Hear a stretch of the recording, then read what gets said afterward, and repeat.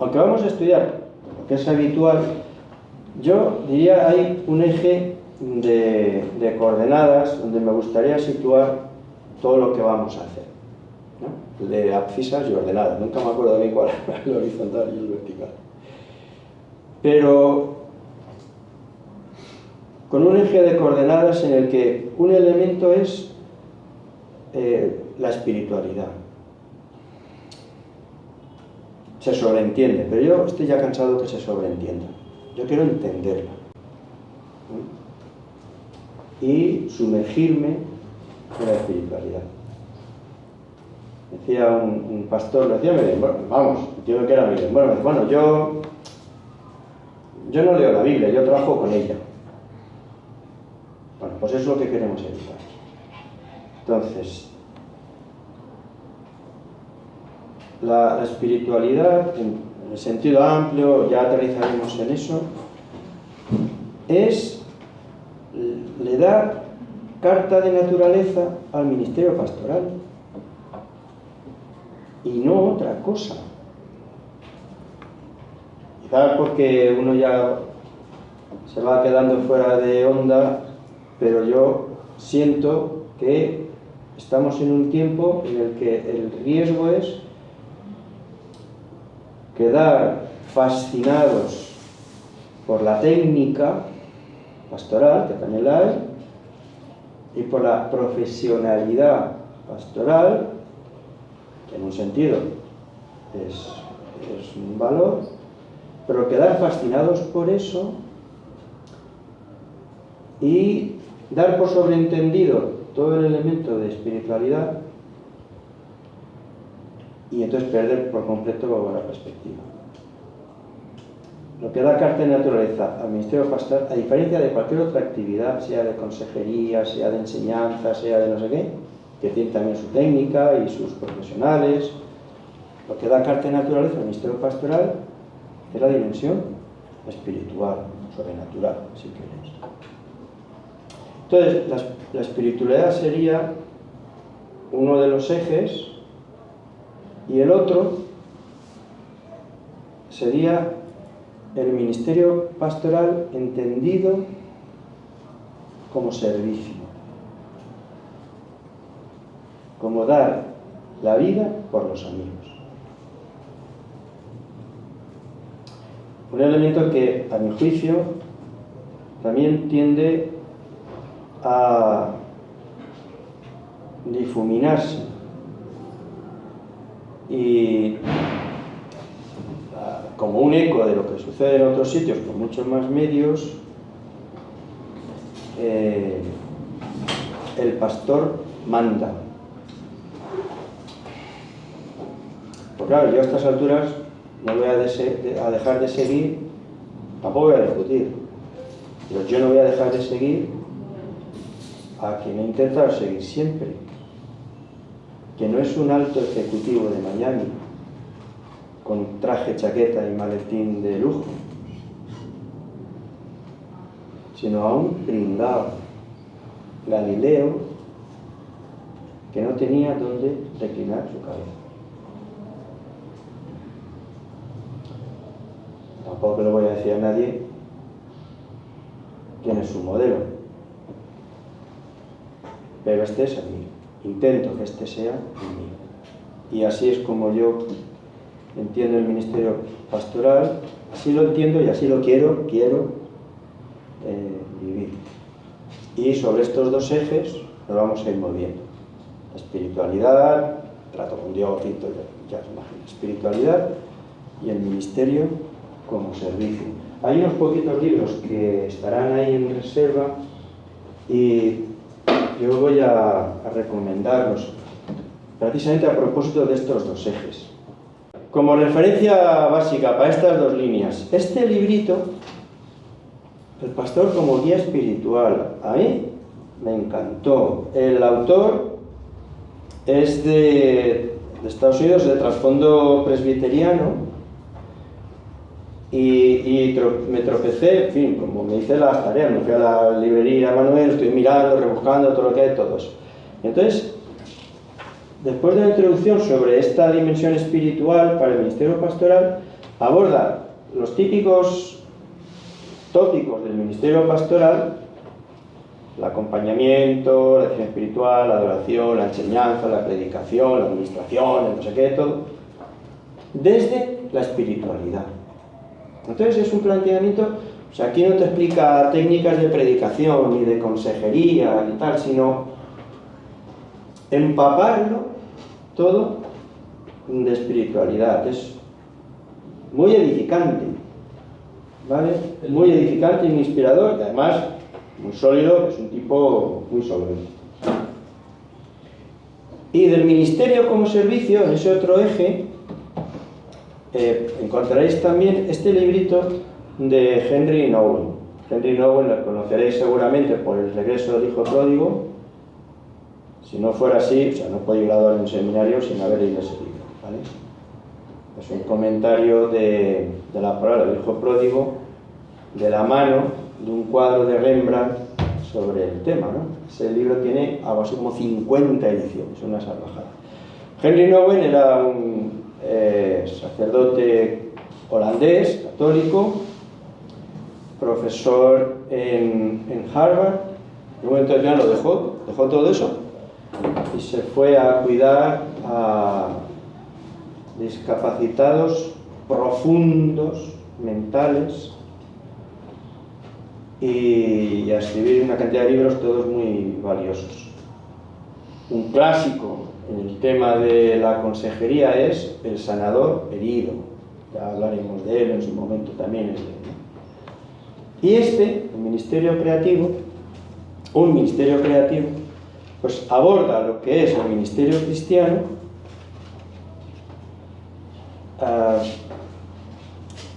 desde la actitud del servicio, por encima de todo, ¿vale? Bueno, como referentes, ahí está. Para la asignatura estos serían los dos, el marco, ¿no? Por un lado la espiritualidad, por otro el servicio. Y como modelo, hay muchos modelos. Estuve hojeando la tesis doctoral que hizo Julio Díaz y habla de modelos pastorales. Es agotador, o sea, te vuelve loco. Entonces, nosotros pues, iremos a lo fácil, si queréis. Nuestro modelo de referente es el Galileo, Jesús y su ministerio. Me parece muy sabia una expresión que se utiliza en la Iglesia Católica en la liturgia para la ordenación de los sacerdotes. Y cuando una persona ya sus estudios, no sé qué, y ya es ordenado para el sacerdocio, esto es lo que se le encomienda. Fijaos qué expresión: conforma tu vida con el misterio de la cruz del Señor.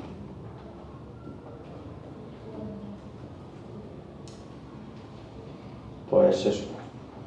Y todo lo demás ya pues serán comentarios al respecto. Pero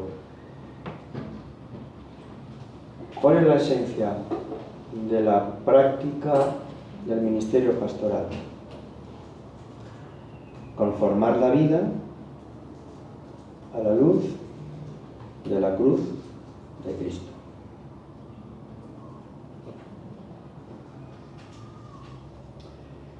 Y como anticipo de un poquito el desarrollo de las próximas semanas, pues algunas afirmaciones básicas. Una, el ministerio pastoral, en primera instancia y en última instancia, tiene que ver con Dios, no con las personas. No entender eso trae mucho dolor. El ministerio pastoral, en última instancia, claro, tiene que ver con personas, sí, claro, de sentido común, pero en última instancia tiene que ver con Dios, con nuestro trato con Dios, no con las personas. Eso es lo que nos dará, entre otras cosas, capacidad de servicio y a la vez independencia. El ministerio pastoral tiene que ver en última instancia con el carácter y no con las funciones. ¿Qué hace el pastor? Entonces, bueno, vamos a la Biblia. ¿Qué es del Nuevo Testamento? ¿Qué dice el Nuevo Testamento de quien quiere ser obispo, ¿no? Pastor. ¿Qué describe? ¿Qué tareas? Ninguna. Dice cómo tiene que ser. Amable, sobrio. Es decir, describe un carácter. Claro, de nuevo, efectivamente hay cosas que hace y todo eso, pero no. Fundamentalmente es un carácter.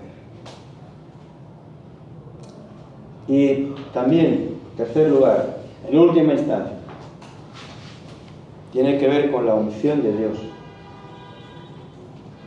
y no con habilidades humanas. Y de nuevo, estáis aquí porque queréis desarrollar capacidades, etcétera, etcétera, pero tiene que ver con la acción del Espíritu Santo de Dios a través del ministro, o sea, del servidor, y no con otra cosa. Porque además, esas otras cosas, esas habilidades, se pueden adquirir, se pueden... La unción, eso o lo da Dios o no hay nada. Si nosotros podemos, con una serie de huesos secos, si tenemos habilidad, podemos recomponer una figura. Y si somos un poquito hábiles, incluso dar una cobertura de piel. Pero el soplo de vida lo da Dios. Y sobre estas cosas, pues, trabajaremos este curso. En el primer semestre, lo que quisiera que pensáramos, y me gustaría no tener que hablar tanto yo y también escucharos, pero en el primer semestre nos vamos a centrar en el pastor y sus relaciones. Y en el segundo semestre, pues atendremos a la figura del pastor y sus funciones. Tened paciencia, ya os explicaremos y tal, todo eso. Pero primero el pastor y sus relaciones. La primera, con Dios. ¿Cómo se cultiva eso? Después, las relaciones de amistad. Con la propia familia. El ejercicio del ministerio pastoral en la relación con la esposa, en la relación con los hijos, en la relación con algunos amigos, en relación con algunos mentores, ese plano de relación cordial. También la relación con otros pastores. Hay un problema ahí de individualismo importante, ¿no? El concepto de liderazgo compartido, que cada vez está más extendido, ¿no? Tradicionalmente las iglesias bautistas de un esquema muy claro de el pastor y los diáconos, o a veces un pastor auxiliar, pero sin embargo el concepto de equipo resulta muy interesante. La relación, que sean cuestiones aparentemente menores, la relación, una vez en activo, con los pastores que lo han sido de la iglesia donde uno sirve, sea que permanezcan en la misma iglesia o no. Cómo honrar a los que nos han precedido y cómo edificar sobre lo que ya está edificado y vencer esa tentación tan puñetera de arrasar con todo lo que ha habido hasta que he llegado yo para ahora mostrar como un pavo real todas las plumas de mis capacidades. Y también la relación con el pastor que nos ha relevado y con la iglesia donde estábamos cuando otro pastor nos ha relevado. Tampoco, no siempre es fácil. En eso tengo que decir que en el caso que yo he vivido dos, pero bueno, en el caso de Juan y Rigo no había allí tensión ninguna, claro. Cuando yo entro en Cristo Vive, se llama la iglesia, el pastor lo había sido por 13 o 14 años y antes lo había sido su padre. Y después de casi 20 años, jamás él ha seguido en la iglesia, jamás, nunca ha habido el más minimísimo conflicto entre nosotros ni delante de la iglesia. De hecho, se acaba de incorporar a mi grupo de hogar. Entonces, yo he procurado honrarle. En nuestra iglesia no predica solo el pastor, hay un equipo de predicadores, ¿no? Hacemos un calendario trimestral y todos los trimestres, 20 años después, José Pablo predica una vez. Y de la misma manera, siempre que hemos presentado una iniciativa a la iglesia, siempre que hay un proyecto nuevo, siempre que hay una propuesta, siempre se ha levantado para apoyar la propuesta del pastor y del consejo. Entonces, pero bueno, eso hay que manejar. Y también las transiciones. Eso aún no puedo explicar mucho porque lo estoy empezando a vivir ahora, pero ese capítulo. Y de hecho, en ese área, a ver cómo manejamos los tiempos, pero vamos a trabajar un poquito los códigos deontológicos en el ministerio pastoral, que prácticamente es curioso. Que sí, hay unas cosas que hay que hacer bien. Y hay una tesina de fin de grado que hizo Eliezer Grau, ¿no? Que es de Xàtiva también.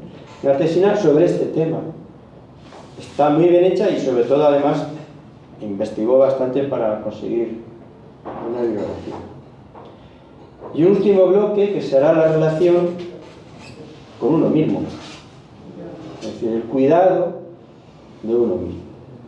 Todo el tema del estrés, del reposo, de delegar, de las tentaciones, en fin, toda esa área. Y si Dios lo permite, efectivamente en el segundo semestre, pues hablaremos de las funciones. Hablaremos del liderazgo, de la visión, de la autoridad, del abuso espiritual. Hay un libro ya clásico, pero muy potente sobre el tema, y hay un documento que hace poquitos años elaboró la Alianza Evangélica Española sobre el abuso espiritual, ¿vale? Que es uno de los pecados más repugnantes que existen, que es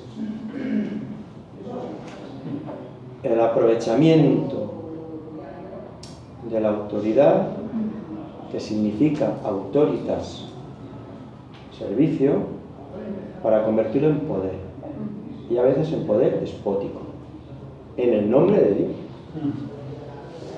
Bueno, pues el liderazgo, la autoridad. Hablaremos, claro, de los ministerios propios del pastorado, ¿no? La predicación, el acompañamiento espiritual. Lo he llamado el sacerdocio, estas, en fin, el bautismo, la mesa del Señor, las bodas, los funerales, el lavamiento de pies, los llamamientos, todo ese tipo de cosas. Pero claro, de estas cosas ya tenéis asignaturas. Tenéis homilética, entonces lo que nosotros vamos a hacer es, no vamos a entrar en eso, sino, otra vez, esa dimensión de espiritualidad y esa dimensión de servicio aplicada a estos asuntos. Porque sobre cómo predicar o sobre cómo acompañar ya tenéis asignaturas para ello. En la medida de lo que nos dé tiempo, y en cualquier caso será la invitación a que lo trabajéis vosotros, lo que haremos es dedicar una parte también a cómo pastorear a las ovejas heridas, divorciados, enfermos, emigrantes, víctimas de violencia, homosexuales, singles, en fin, todo un abanico ahí que requiere una reflexión.